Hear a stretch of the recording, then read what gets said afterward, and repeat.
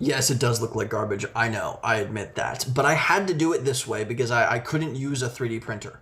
First of all, I couldn't make it out of rigid filament. I needed to use flexible filament. I can do that with a 3D printer, but I'm not super familiar with it, and I couldn't use a 3D printer anyway because I wanted it to exactly form fit to my arm. So, instead of trying to exactly measure how my arm is in 3D space and trying to form fit it perfectly, I just used a 3D pen. I printed out a little sheet with the 3D pen. It took a couple of hours. I used a torch. Where's my torch? I used a torch to melt that filament a little bit so that I could bend it around my arm so it form fit exactly.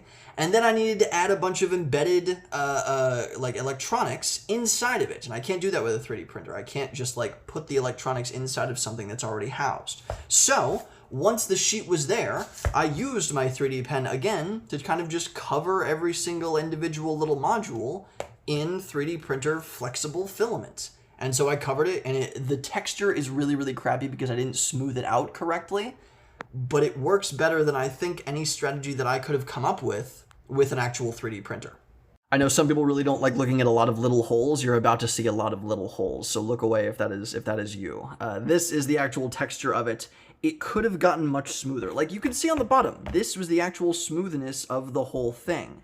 I just got lazy partway through. I could have taken my time to smooth everything out much more dimensionally. I could have made much larger arches instead of making all these bumps and weird shapes.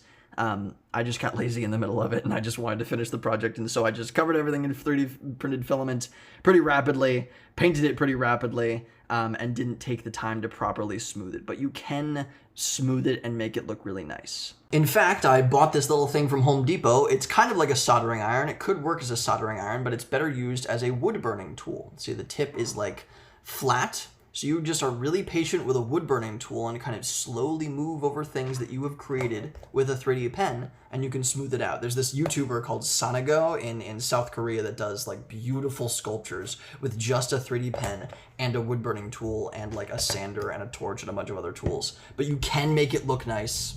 I'm not there yet. But I did use a 3D printer for these little suckers. These are just nicely contained little boxes. I did seal them up with a 3D pen, and my work there was pretty garbage. But I'll be building future versions of this as well. I'll be building tons of future versions of this, and they're all going to look a whole lot nicer because I have learned my lesson. I want to make it look sick. It does not look sick. It looks like poop right now. But yeah, you're right. Looks like crap. I'll get there, and you can follow along and see the future iterations.